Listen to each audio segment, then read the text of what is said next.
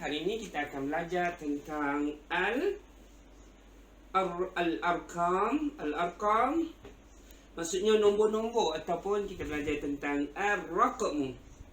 Ar-raqmu. Al-arkam wal jama' li kalimati ar-raqmu. Nombor ini mufradnya satu, kalau banyak dipanggil sebagai ar-arkam. Baiklah.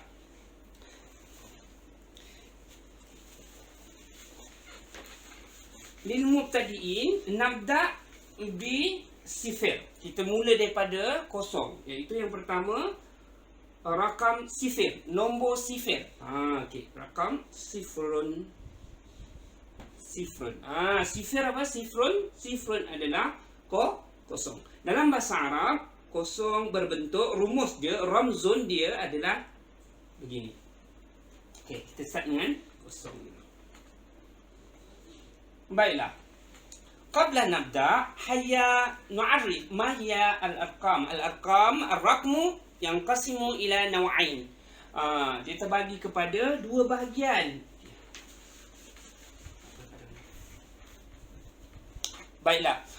Untuk pengetahuan anak-anak yang saya hormati sekalian, rakam dia terbagi kepada dua jenis. Baina nau' dia ada naw'aini. Yang pertama namanya ialah al-arkam, ataupun kita panggil al-raqmu, ataupun kita panggil adat. Adat. Ya. Adat atau al-raqmu. Al-adat ataupun al-raqmu.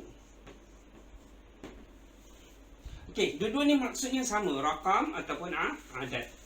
Bilangan ataupun apa yang dibilanglah. Baik, rakam.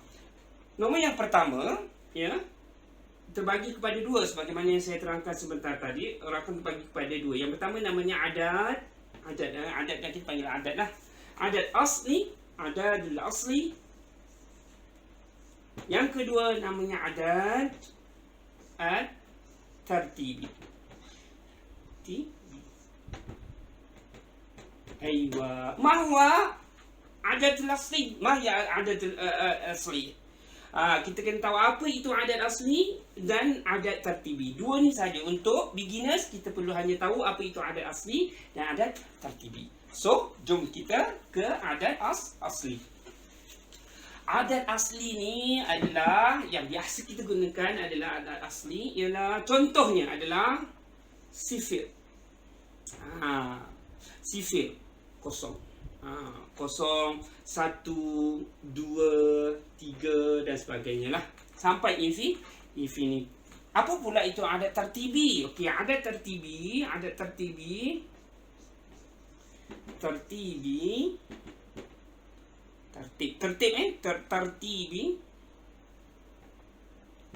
Okey. Ini adalah adat ataupun nombor yang mengikut turutan. Apa yang dimaksudkan dengan mengikut turutan? Senang sahaja. Kita ambil contoh sebagai benda-benda yang mengikut turutan. Contohnya jam. Jam mengikut turutan. Kita tak ada nombor pukul 1 terus pergi pukul 8. Tak ada kan? Ikut pukul 2, pukul 3, pukul 4 dan sebagainya. Maksudnya mengikut tertib. Tartibi maksudnya parattabah. Maksudnya mengikut susunan. Okey, contoh macam pertandingan, tempat pertama, jaizatu al-ula, contoh. Dia tak sama dengan adat asli. Adat aslinya hanya 1, 2, 3, 4, 5, 6 begitu. Tapi adat tertib dia mesti bunyinya adalah berbeza sedikit berbanding dengan adat asli. Contohnya kita akan sebut tempat yang pertama. Yang pertama ataupun kita panggil champion. Champion kan dalam bahasa Melayu, ataupun kita panggil second, first runner up dan sebagainya, mengikut turutan. Okey, bunyinya pun berbeza, sama juga macam yang ini nomornya 1. Kalau ada tertib bunyinya yang pertama, berbeza. Kalau yang ini kita tak sebut sebagai yang pertama, kita sebut sebagai 1. Kalau ada tertib kita ikut yang pertama, yang kedua, yang ketiga, yang keempat dan sebagainya. Itu dalam istilah permaknaannya. Baik.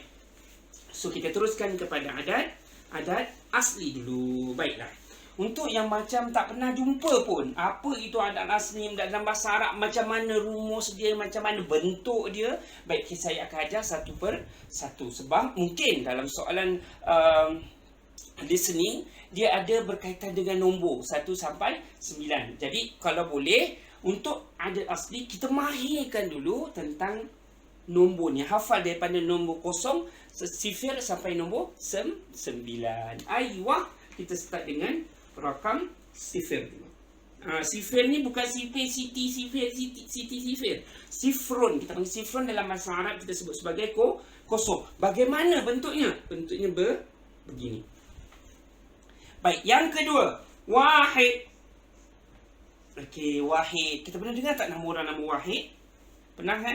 Wahid. Tapi nombor juga dalam bahasa Arab sebagaimana yang saya nyatakan dalam maudu' muannas wal muzakkar, setiap perkataan dia ada muannas dan muzakkar, ada lelaki dan perempuan. Begitu juga dengan nombor, sama ada dia wahid, lepas tu kita pernah dengar tak bunyi wahidah?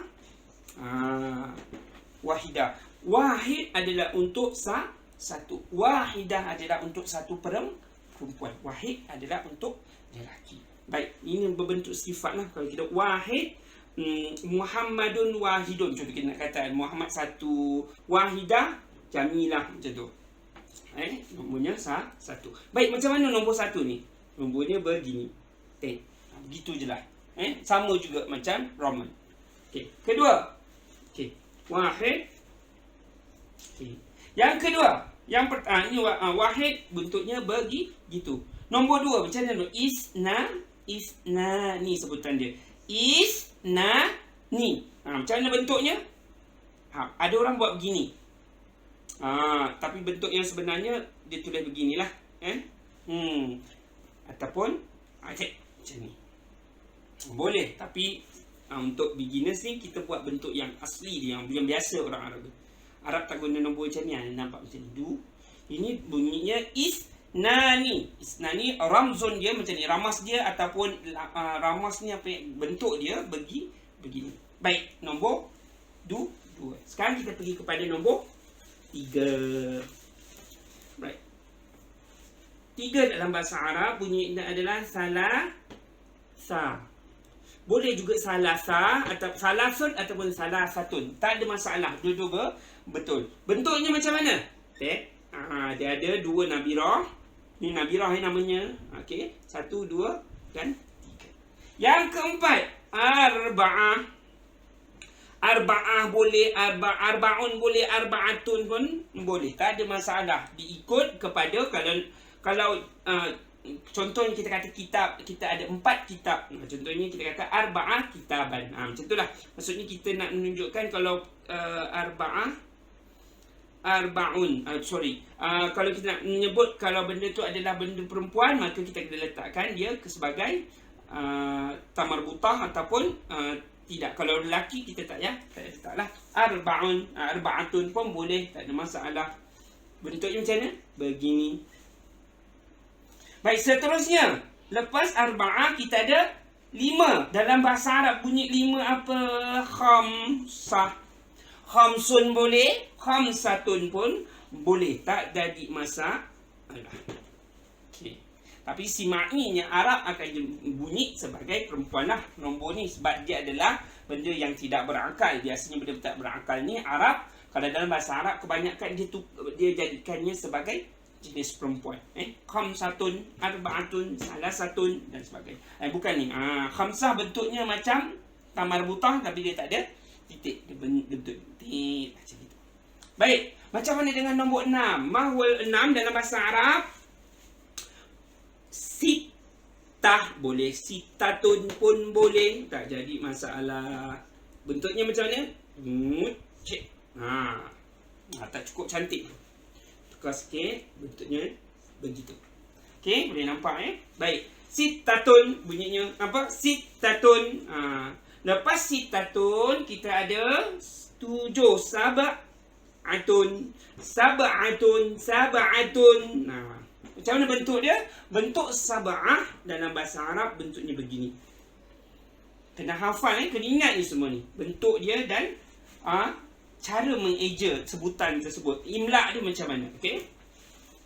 Sab'ah. Lepas sab'ah apa? Samaniyah. Okey. Macam mana samaniyah?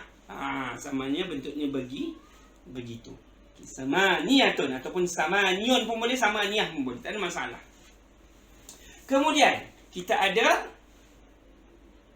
nombor 9. Pada nombor 9, rakam 9 bentuknya bunyinya apa? Dalam bahasa Arab adalah tis'ah, tasin, ain, tis'un boleh, tis'atun pun boleh, tak jadi masalah. Kita jadikan bentuknya begini, ya. Tis'ah, dan last sekali adalah asyara. Asyarun boleh, asyara. Ini 10.